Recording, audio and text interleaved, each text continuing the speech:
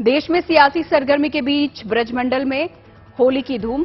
मथुरा के पास बरसाने से लेकर नंदगांव तक लठमार होली का अलग अंदाज में दिख रहा है रंग।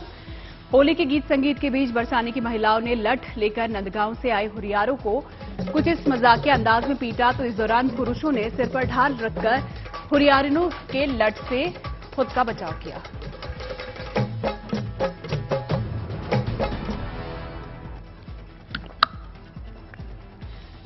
राजस्थान के पाली में भी होली का जोश नजर आ रहा है। इलाके में होली से पहले 3 जगहों पर शानदार फाग उत्सव का आयोजन किया गया। इस दौरान लोगों ने फूलों से होली खेली और होली के गीतों पर जमकर झूमते नाचते गाते नजर आए। कार्यक्रम में मुख्यमंत्री के सलाहकार निरंजन आर्या भी मंजीरा बजाकर झूमते नजर आए।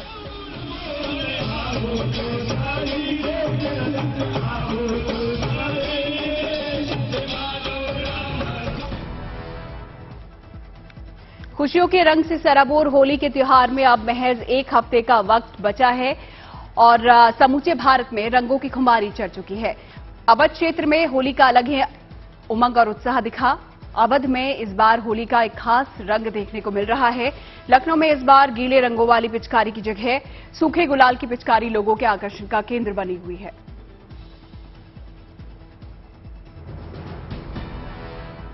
होली के त्योहार पर उत्तर प्रदेश राज्य सड़क परिवहन निगम यात्रियों के लिए अतिरिक्त बसें चलाएगा ताकि रंगों के त्योहार में किसी को जाने अनजाने आने जाने में असुविधा न हो। इस वर्ष होली पर्व पर 2065 अतिरिक्त बसें चलाने की योजना बनाई गई है और जरूरत पड़ने पर बसों की संख्या और बढ़ाई जा सकती है। यूपीएसआरटीसी के पास कुल 8,329 बसें हैं और 3,000 बसें कॉन्ट्रैक्ट पर हैं। अतिरिक्त बसों की सेवाएं आगामी 3 मार्च से 12 मार्च तक जारी रहेगी। होली के मौके पर मुसाफिरों की भारी संख्या की वजह से रेलवे ने कई होली स्पेशल ट्रेनें चलाने का फैसला लिया है। ये ट्रेनें अलग अलग रूटों में चलाई जा रही हैं और इसी कड़ी में रेलवे ने डिब्रूगढ़, न्यू जलपाईगुड़ी से गोरखपुर और डॉक्टर अंबेडकर नगर से पटना के बीच होली स्पेशल ट्रेन चलाने का फैसला लिया है। होली के मौके पर पूर्व मध्य रेल के क्षेत्र से 29 जोड़ी ट्रेनें या तो खुलेंगी या फिर गुजरेंगी। रेल अधिकारियों के मुताबिक होली स्पेशल ट्रेन के कुल 142 फेरे लगाए जाएंगे, जिससे रेल यात्रियों को त्योहार के दौरान यात्रा करने की सुविधा मिल सके। होली से पहले महीने के पहले ही दिन घरेलू एलपीजी सिलेंडर के दाम 50 रुपए बढ़ गए हैं। अब दिल्ली में घरेलू एलपीजी सिलेंडर 1103 रुपए का हो गया है, तो वहीं 19 किलोग्राम वाले कमर्शियल सिलेंडर के दाम 350 रुपए 50 पैसे का इजाफा इसमें किया गया है। दिल्ली में 19 किलोग्राम वाला कमर्शियल सिलेंडर अब 2119 रुपए 50 पैसे में मिलेगा। बढ़े हुए दाम आज से ही लागू हो चुके हैं। होली से पहले मौसम ने करवट ले ली है। दिल्ली एनसीआर में आज सुबह से ठंडी हवाएं चल रही हैं, हल्की बारिश भी हुई है। वहीं पहाड़ों पर मध्यम से भारी बर्फबारी होने की आशंका है। ऐसे में मैदानी इलाकों के तापमान में फिर से गिरावट आ सकती है। मौसम विभाग के मुताबिक दिल्ली के तापमान में कोई खास बदलाव देखने को नहीं मिलेगा, लेकिन आसमान में बादल छाए रहेंगे और हल्की बारिश भी हो सकती है। पंजाब के अलग अलग हिस्सों में मौसम में बदलाव दिखा। बादल छाए हुए हैं और तेज हवाएं चल रही हैं। पंजाब में पिछले सप्ताह तापमान सामान्य से 8 से 9 डिग्री तक ज्यादा चल रहा था। कल 29 डिग्री तक अधिकतम तापमान दर्ज किया गया। रात का तापमान भी 12 से 13 डिग्री चल रहा है, जो कि सामान्य से 4 से 5 डिग्री ऊपर है। जानकारों की माने तो पंजाब में वेस्टर्न डिस्टर्बेंस का असर देखा जा रहा है, जो कि 24 से 48 घंटे तक जारी रहने की संभावना है। इससे दिन और रात का तापमान भी गिरेगा, जो कि गेहूं के लिए फायदेमंद होगा। कृषि वैज्ञानिकों ने किसानों से गेहूं के खेतों में सिंचाई नहीं करने के लिए कहा है। हिमाचल प्रदेश में हिमपात के साथ ही मौसम ने एक बार फिर करवट ले ली है। कल से कुफरी, नारकंडा और खड़ा पत्थर समेत ऊपरी इलाकों में बर्फ गिर रही है। राजधानी शिमला में भी हल्की बर्फबारी और बारिश का दौर जारी है। मौसम विभाग के अनुसार 4 मार्च तक हिमाचल प्रदेश में मौसम खराब बने रहने का अनुमान है। हिमाचल प्रदेश के लाहौल स्पीति में हिमपात के कारण पहाड़ी चोटियां सफेद हो गई हैं। रोहतांग के साथ ही अटल टनल के दोनों किनारों पर बर्फबारी है। मनाली की ऊंची चोटियों पर भी बर्फबारी होती रही। अटल टनल के साउथ पोर्टल और सोलंग नाला में भी बर्फबारी दर्ज की गई है।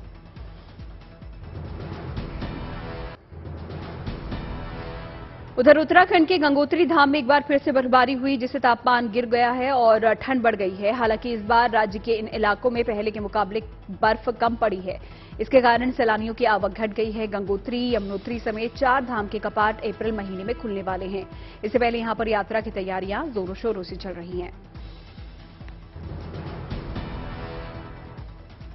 ऋषिकेश कर्णप्रयाग के बीच निर्माणाधीन रेलवे सुरंग के अंदर भूकंप के दौरान बचाव का मॉक ड्रिल किया गया। इस दौरान एसडीआरएफ की टीम ने यहां काम कर रहे कर्मचारियों, मजदूरों और अधिकारियों को आपदा से बचाव संबंधित जानकारी देकर जागरूक किया। इसका मकसद ये था कि भूकंप या ऐसी आपदा आने पर कितनी तेजी से लोगों को यहां से निकाला जा सके और बचाया जा सके। दुनिया के सबसे लंबे क्रूज एमवी गंगा विलास ने अपनी 50 दिनों की यात्रा पूरी कर ली है। ये क्रूज अब डिब्रूगढ़ पहुंच गया है। प्रधानमंत्री मोदी ने 13 जनवरी को वाराणसी से इस क्रूज को हरी झंडी दिखाकर रवाना किया था। यात्रा के दौरान क्रूज ने उत्तर प्रदेश, बिहार, झारखंड, पश्चिम बंगाल और असम राज्यों को पार किया। एमवी गंगा विलास ने ढाका, बांग्लादेश के रास्ते 17 फरवरी को असम में प्रवेश किया। गंगा विलास ने 27 नदियों से होकर 3200 किलोमीटर की दूरी तय की। यूपी विधानसभा में आज मुख्यमंत्री योगी आदित्यनाथ 3 बजे दिन में बजट पर चर्चा का जवाब देंगे। यूपी विधानसभा सत्र का आज 9वां दिन है और बजट पर चर्चा जारी है। कल समाजवादी पार्टी के नेता अखिलेश यादव ने बजट पर बोलते हुए कई बातें कही। सीएम आज उनका जवाब दे सकते हैं। प्रयागराज में उमेश पाल हत्या मामले में अतीक अहमद के करीबी के ठिकाने पर आज बुलडोजर चलेगा। धूमनगंज थाना क्षेत्र में आरोपियों की अवैध संपत्ति पर बुलडोजर की कार्रवाई की तैयारी है। खबर है कि इसी मकान में घटना को अंजाम देने के बाद आरोपी छिपे हुए थे। प्रयागराज विकास प्राधिकरण के दस्ते के साथ भारी संख्या में पुलिस बल की मौजूदगी के दौरान ये कार्रवाई होगी। इस बीच लखनऊ में अतीक अहमद के फ्लैट पर भी छापे मारे जाने की खबर है।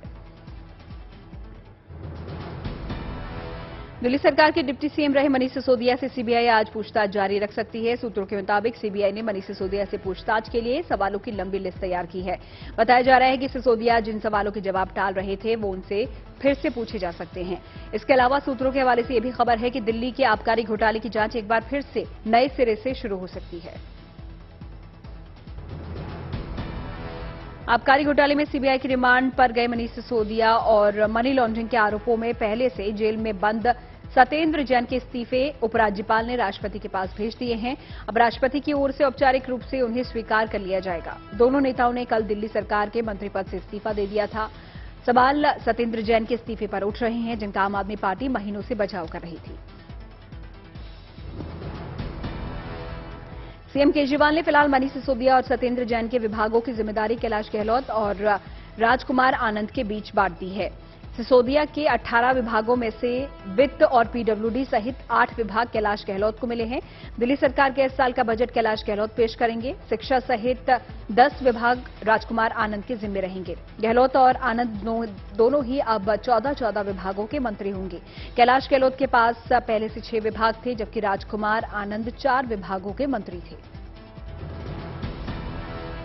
मनीष सिसोदिया और सत्येंद्र जैन के इस्तीफे के बाद नए मंत्रियों के नामों का ऐलान जल्द हो सकता है, लेकिन उनकी नियुक्तियों में समय लग सकता है। 2 मंत्री पदों को भरने के लिए उपराज्यपाल के दफ्तर से एक नोटिफिकेशन निकाला जाएगा और फिर दिल्ली के मुख्यमंत्री नए मंत्रियों के नाम उपराज्यपाल को भेजेंगे। इसके बाद वो नए मंत्रियों की नियुक्ति की फाइल गृह मंत्रालय के जरिए राष्ट्रपति को भेजेंगे। वहां से अनुमति मिलने के बाद नए मंत्रियों की नियुक्ति होगी और नए मंत्रियों की नियुक्ति की प्रक्रिया में संभावित 20 से 30 दिन का समय लग सकता है।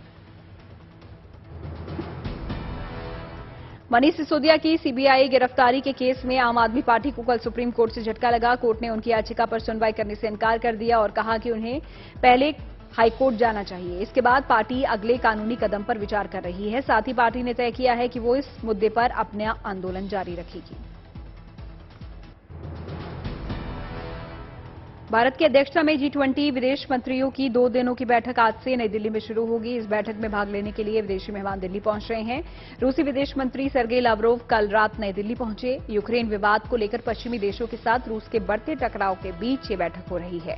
बैठक में अमेरिकी विदेश मंत्री Antony Blinken, France, Britain, Germany और चीन के विदेश मंत्रियों समेत बड़े नेता भाग लेंगे।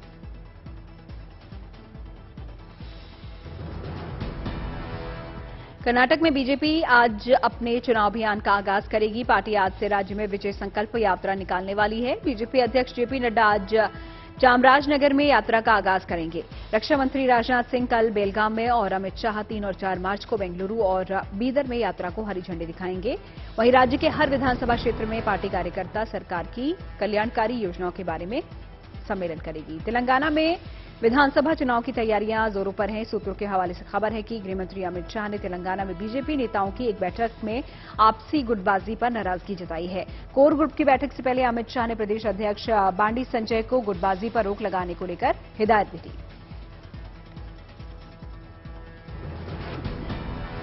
उधर चेन्नई में आज विपक्ष की एकजुटता की नुमाइश हो सकती है। तमिलनाडु के मुख्यमंत्री एमके स्टालिन के 70वें जन्मदिन के मौके पर भव्य कार्यक्रम का आयोजन होगा, जिसमें कांग्रेस अध्यक्ष मल्लिकार्जुन खड़गे, नेशनल कॉन्फ्रेंस के आला नेता फारूक अब्दुल्ला, समाजवादी पार्टी के अध्यक्ष अखिलेश यादव और आरजेडी नेता तेजस्वी यादव के शामिल होने की उम्मीद है। ये सभी नेता एक मंच पर एक साथ इकट्ठा होकर विपक्षी एकता दिखाने की कोशिश करेंगे।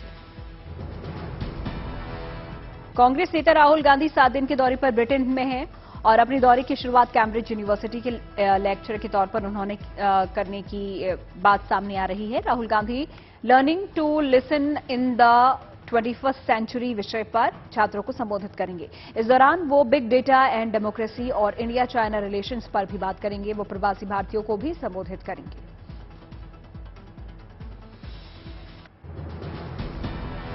अयोध्या में राम मंदिर निर्माण में इस्तेमाल के लिए राजस्थान से एक और सफेद पत्थर लाया गया है। दूर दूर से अयोध्या आने वाले श्रद्धालु इस पत्थर समेत अभी तक मंदिर में लगाने के लिए लाए गए पत्थरों के दर्शन पूजन कर रहे हैं। बताया जा रहा है कि राम मंदिर का गर्भगृह सफेद संगमरमर से बनेगा।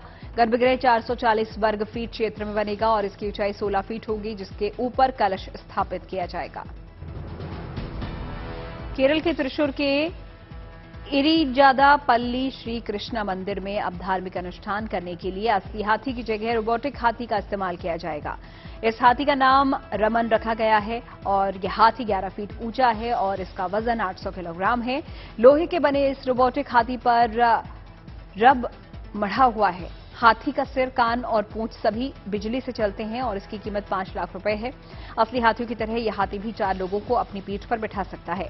पशुओं से जुड़ी हुई संस्था पेटा की ओर से यह हाथी मंदिर को दान में दिया गया है ताकि असली हाथी का इस्तेमाल बंद किया जा सके।